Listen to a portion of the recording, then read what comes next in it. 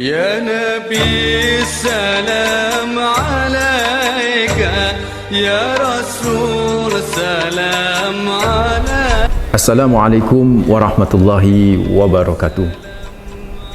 Alhamdulillah, wassalatu wassalamu ala ashrafil anbiya'i wal mursalin, Sayyidina wa habibina wa maulana Muhammadin wa ala alihi wa sahbihi wa man tabi'ahum bi ihsanin ila yaumiddin, amma ba'd.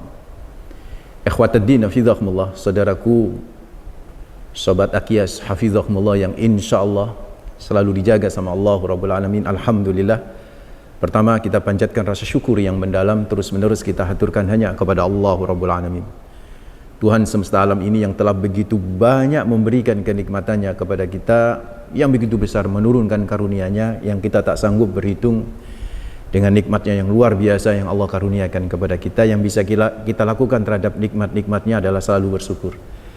Hamdalah, alhamdulillahirabbil alamin, sebagai wujud syukur minimalis tak boleh lepas dari lisan untuk selalu kita ucapkan. Yang kedua, salam dan salawat terus kita persembahkan kepada manusia terbaik, pemilik pribadi yang sempurna, teladan abadi bagi kita, Rasulullah Muhammad sallallahu alaihi wasallam, dengan ucapan Allahumma shalli ala Sayyidina Muhammad wa ala ali Sayyidina Muhammad. Semoga salam dan salawat kita kelak bisa menjadi syafaat bagi kita di hari akhir. Amin ya rabbal alamin. Saudaraku, sobat Aqyas hafizakumullah, kalau Anda mendengarkan ini video ini langsung, maka sesungguhnya ini adalah insyaallah bertepatan dengan tanggal 12 Rabiul Awal, yang secara masyhur populer itu adalah Maulidir Rasul Muhammad sallallahu alaihi wasallam, yaitu adalah kelahiran Rasulullah Muhammad sallallahu alaihi wasallam. Tapi perlu diketahui saudaraku ikhwatuddin hafizahumullah, kelahiran Nabi Muhammad sallallahu alaihi wasallam berbicara dengan tanggalnya itu masih dikhilafin, masih terjadi perbedaan pendapat di kalangan para alim ulama, para sejarawan Islam. Memang di Sirah Ibnu Ishaq yang namanya tanggal 12 Rabiul Awal, tahun gajah, itu yang populer. Di kitab populer banget itu, tanggal 12 Rabiul Awal, tahun gajah. Tapi ada juga riwayat menyatakan Nabi Muhammad SAW tidak pas tanggal 12 lahirnya, tapi ada menyatakan tanggal 9, bahkan ada menyatakan tanggal 8 Rabiul Awal. Mengenai tahunnya pun terjadi perbedaan. Ada yang menyatakan pas tahun gajah itu. Jadi ketika penyerangan Abrahah ke Mekah itu dengan pasukan gajahnya, Rasulullah lahir gitu kan ya. Tapi ada yang menyatakan tidak, itu 15 tahun sebelum kejadian tahun gajah itu, atau beberapa tahun setelah tahun gajah. Jadi artinya, saudaraku ikhwatuddin hafizahumullah, terjadi perbedaan tentang antara tanggal sama tahun kelahiran Nabi Muhammad sallallahu alaihi wasallam. Yang tidak terjadi perbedaan itu, saudaraku ikhwatuddin hafizahumullah, adalah hari kelahiran Nabi dan bulan kelahiran Nabi Muhammad sallallahu alaihi wasallam. Itu tidak terjadi perbedaan. Hari kelahiran Nabi Muhammad sallallahu alaihi wasallam sudah disepakati oleh para ulama, tidak terjadi perbedaan, itu adalah hari Senin. Demikian pula yang namanya bulan kelahiran Nabi Muhammad sallallahu alaihi wasallam, yaitu bulan Rabiul Awal. Saudara ikhwatuddin hafizahumullah, mungkin ada pertanyaan atau ada yang bertanya begini, kenapa hari Senin? Emang ada apa hari Senin? Kalau kita balik bertanya kan begitu. Hari Senin, saudara ikhwatuddin hafizahumullah, di kalangan bangsa Arab itu hari yang tidak populer. Demikian pula bulan Rabiul Awal itu bulan yang tidak populer. Ada bulan Muharram, itu bulan disucikan. Bulan sebelumnya Dzulqa'dah, Dzulhijjah, Muharram itu disucikan. Termasuk Rajab itu disucikan. Kemudian ketika Rasulullah datang, Ramadan disucikan, ya enggak? Dan beberapa bulan yang lain yaitu Syawal, Sya'ban, itu populer lah, meskipun tidak disucikan, sangat populer ya. Yang paling tidak populer itu adalah bulan Rabiul Awal. Nah, kenapa Nabi lahir di bulan Rabiul Awal? Yang tidak populer. Sama tidak populernya harinya, yaitu Senin. Kenapa tidak hari Jumat? Kan begitu kan. Hari yang dimuliakan oleh Rasulullah sendiri, yaitu Sayyidul Ayyam, ya kan, tuan para hari. Kenapa enggak hari Sabat? Hari yang juga dimuliakan oleh orang-orang Arab, ya kan. Di antara orang Bani Israel atau orang Yahudi. Kenapa tidak hari Ahad? Ya? Orang yang itu hari dimuliakan oleh orang-orang Nasara gitu kan ya. Hari-hari yang populer lah di kalangan bangsa Arab. Kok ya Nabi lahir di hari yang enggak populer, hari Senin. Kemudian Nabi lahir di bulan Rabiul Awal. Ini kata kakek guru kami Profesor Dr. Said Muhammad Alwi Al-Maliki Al-Hasani itu sebagai salah satu bentuk Allah memuliakan Nabi Muhammad SAW. Seolah Allah ingin berkata kepada kita semua, biarlah yang namanya hari itu mengikuti kemuliaan Nabi Muhammad. Bukan Nabi Muhammad yang mengikuti kemuliaan hari. Bukan Nabi Muhammad kemuliaannya ngikutin gara-gara bulan. Bukan. Nanti di akhir-akhir, atau ya sekarang orang banyak yang nggak suka sama Nabi Muhammad misalnya, itu akan berkata kepada khalayak, kepada publik, pantas Nabi memulia. Kenapa? Lahirnya hari Jumat, di malam Lailatul Qadar, di bulan yang suci, malam yang berkah. Ini kan.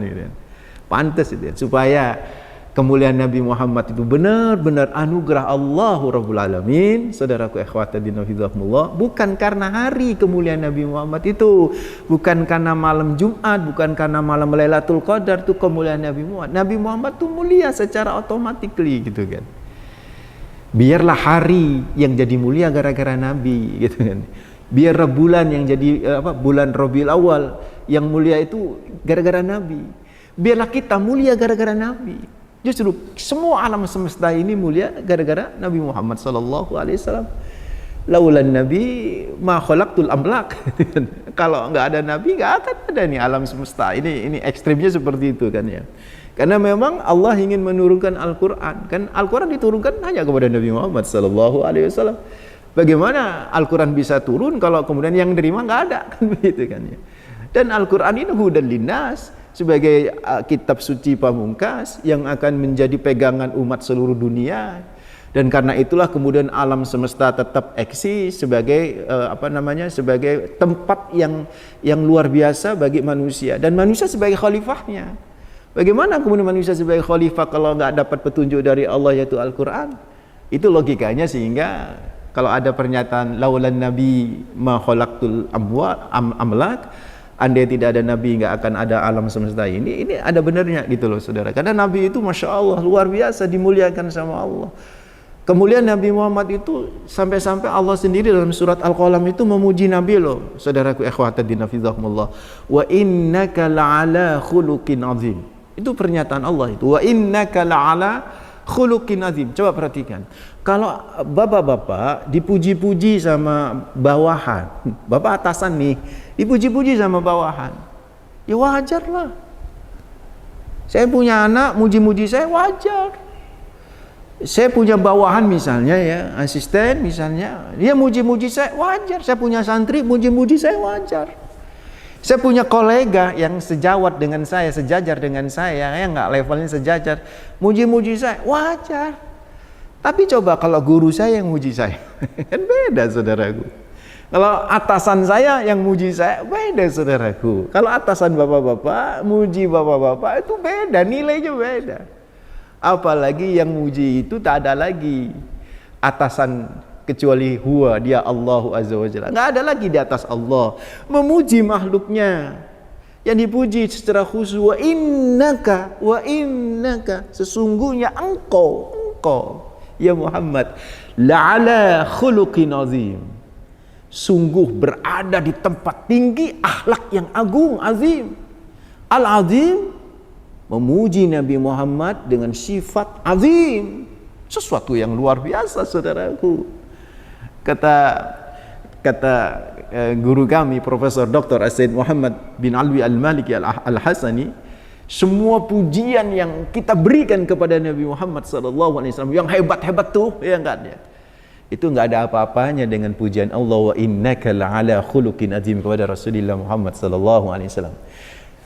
Coba cek nabi-nabi yang lain, tidak ada pujian seperti itu dari Allah Rabbul Alamin, yang langsung wa innaka la'ala khuluqin azim. So saudaraku ikhwatiddin hafizahumullah, luar biasa ini Rasulullah ini, bagaimana Allah meletakkan kemuliaannya untuk kita dan untuk alam semesta ini, luar biasa saudara. Bahkan mungkin kalau Anda ditanya ya sama banyak orang, nikmat apa yang paling indah dalam hidup Anda, yang paling hebat dalam hidup Anda, pasti kan nanti kita jawab begini, oh iman dong, Islam. Kan begitu kan. Gara-gara saya iman, gara-gara saya jadi mukmin, saya hidup mulia, saya hidup tenang, kan begitu kan. Itu paling top itu kan jawaban. Kalau kesehatan, istri yang soleha, anak-anak yang soleh dan soleha, misalnya kan ya, bisnis yang lancar, itu nikmat-nikmat biasa gitu yang ngiringin. Puncak nikmatnya adalah keimanan, kan begitu kan. Logika kita begitu. Tapi saya ingin tanya, andai tidak ada Nabi Muhammad, kira-kira Anda jadi muslim kah? Kan tidak. Sehingga laulan nabi ma'araftu rabbi, itu ada lagi kalimat gaib itu kan, pernyataan gaib itu. Kalau nggak ada nabi, kita nggak mengenal Tuhan. Itu betul, saudaraku. Kalau nggak ada nabi, kita nggak akan pernah bisa menikmati iman kita, hidup dengan iman yang nikmat luar biasa. Kalau nggak ada nabi, kita nggak bisa menikmati Islam. Kalau nggak ada nabi, kita nggak bisa menikmati baca Quran itu dengan luar biasa, khusyuk. Kalau nggak ada nabi, kita nggak akan pernah bisa menikmati Ramadan. Kalau nggak ada nabi, kita nggak bisa menikmati Syawalan, saudaraku, Lebaran. Kan kalau nggak ada nabi nggak bisa, itu kan. Bagaimana mungkin kita bisa berlebaran kalau kemudian tidak ada syariatnya? Karena Nabi Muhammad tidak diutus sama Allah Rabbul Alamin. So, saudaraku, sungguh benar apa yang dikatakan oleh Allah di surat Ali Imran ayat 164. Allah berfirman, laqad manallahu 'alal mu'minin id ba'atsa fihim rasulan min anfusihim yatlu 'alaihim ayatihi wa yuzakkihim wa yu'allimuhumul kitaba wal hikmata wa in kanu min qablu lafi dhalalim mubin. Kata Allah Rabbul Alamin. Berarti ini saudaraku ikhwati nafizakumullah, laqad manallahu 'alal mu'minin. Sungguh Allah telah menganugerahkan kenikmatan yang luar biasa kepada orang beriman. Apa anugerahnya, kenikmatan yang diberikan kepada orang beriman? Ibba'atsa fihim rasulan min anfusihim. Ingatlah ketika Allah mengutus kepada mereka sosok rasul dari kalangan mereka. Yatlu alaihim ayatihi, yang membacakan ayat-ayatnya kepada mereka. Wa yuzakkihim, mensucikan mereka, wa yu'allimuhumul kitaba wal hikmata, dan mengajarkan mereka Al-Qur'an, mengajarkan mereka hadis, mengajarkan mereka sunnah. Wa in kanu min qablu la fi dhalalim mubin. Sungguh sebelumnya mereka sesat. So, saudaraku akhwat din hafizakumullah, dari az-zulumat ilan nur, itu nikmat. Siapa yang membawa kita minaz zulumat ilan nur? Rasulullah Muhammad sallallahu alaihi wasallam. Siapa yang membawa kita dari kegelapan menuju cahaya? Rasulullah Muhammad sallallahu alaihi wasallam. Sungguh luar biasa ini anugerah, ya enggak? So, saudaraku akhwat din hafizakumullah, anugerah yang luar biasa, kehormatan yang luar biasa yang Allah berikan kepada siapa? Kepada Nabi Muhammad sallallahu alaihi wasallam. Ini sungguh sangat luar biasa. Sampai-sampai diajarkan oleh Allah kepada beliau Rasulullah Muhammad sallallahu alaihi wasallam, dan itu menunjukkan seolah-olah Allah hidup loh. Hidup terus. Maksud saya Nabi Muhammad tuh hidup gitu loh. Hidup terus, hatta beliau secara fisik mungkin wafat, mungkin tiada gitu kan. Tetapi beliau hidup, saudara. Beliau hidup. Dari mana Ustaz ngomong begitu? Lah, kita 17 kali itu loh ngomong Assalamu alayka ayyuhan nabiyyu wa rahmatullahi wa barakatuh. Assalamu alayka ayyuhan nabiyyu wa rahmatullahi wa barakatuh. Assalamu alayka itu kalau kita di tasawuf, assalamu alayka ayyuhan nabi, itu maksudnya salam kepadamu, wahai mu itu kan seolah hidup. Seolah hidup. Assalamu alayka, seolah hidup. So, itu menunjukkan betapa mulianya Rasulullah Muhammad sallallahu alaihi wasallam. Karena itulah saudaraku akhwat din hafizahullah, begitu mulianya ya, sampai seseorang yang diabadikan oleh Allah sendiri di Al-Quran, di surat Tabbat yada Abi Lahab wa tabba. Itu Abu Lahab itu kan disiksa gara-gara mencaci maki Nabi Muhammad, membenci Nabi, menghina Nabi, melukai Nabi, mengganggu, mengintimidasi Nabi.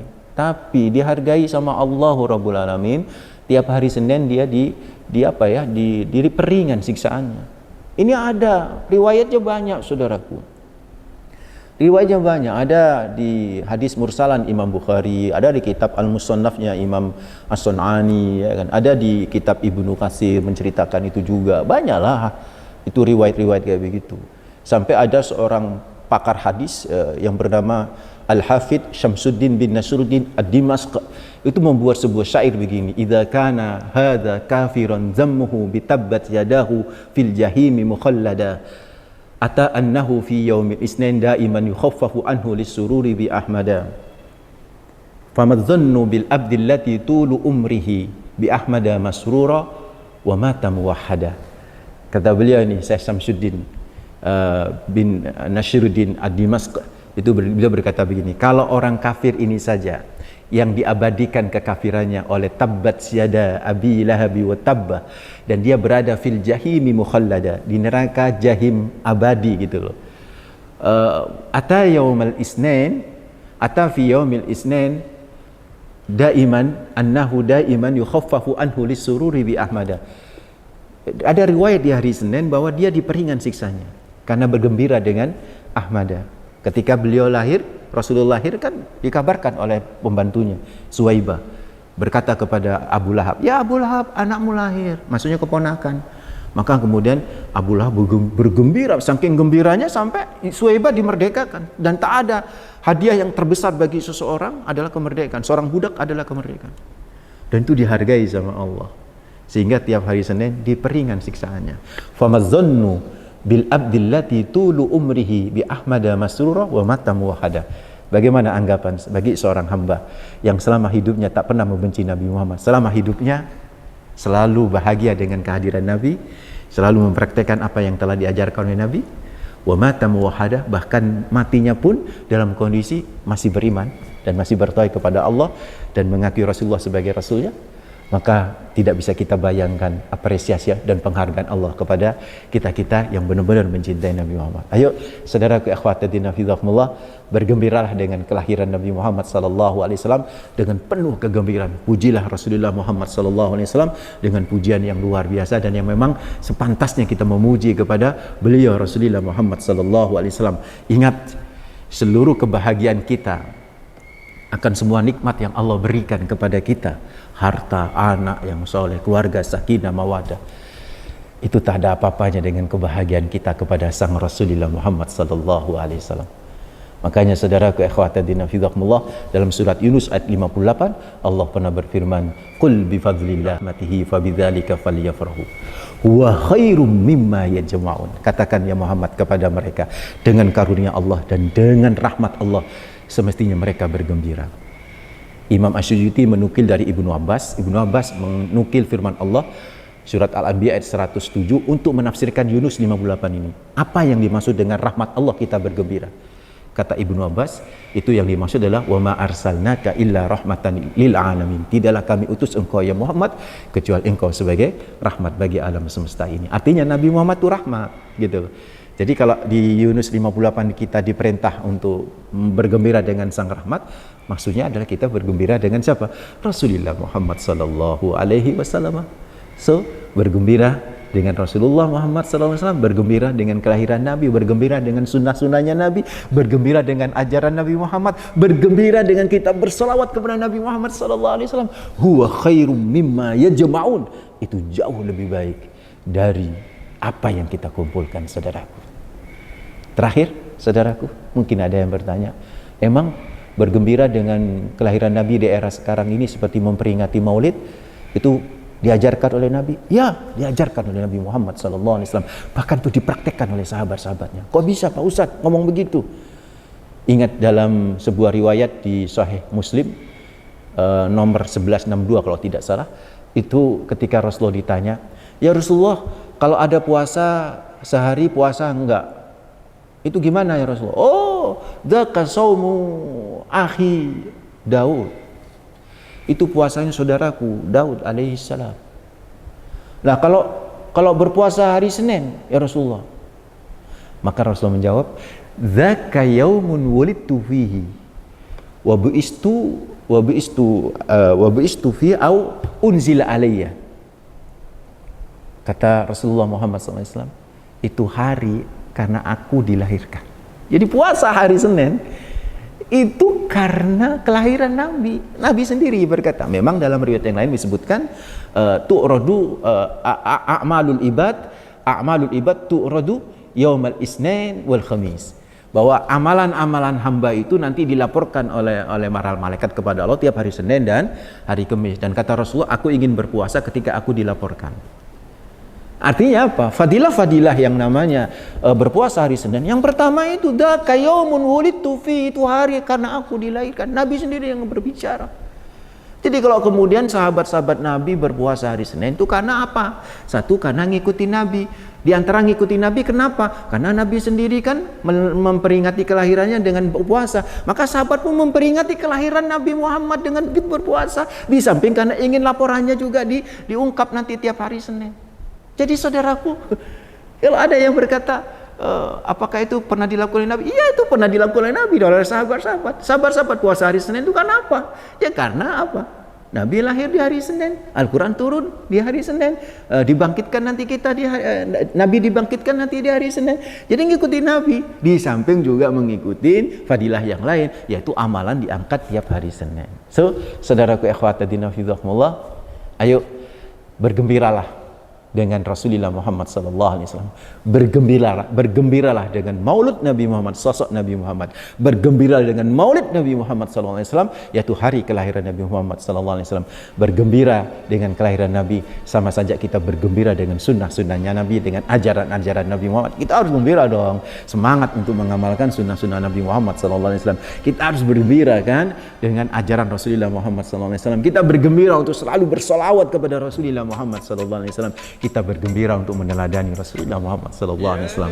Itu saudaraku, cara maulid yang luar biasa, nanti akan mendapatkan pahala di sisi Allah Rabbul Alamin. Mudah-mudahan bermanfaat. Mohon maaf kalau ada tutur kata yang salah. Aqulu qouli hadza wastaghfirullah li wa lakum innahu huwal ghafurur rahim. Assalamualaikum warahmatullahi wabarakatuh.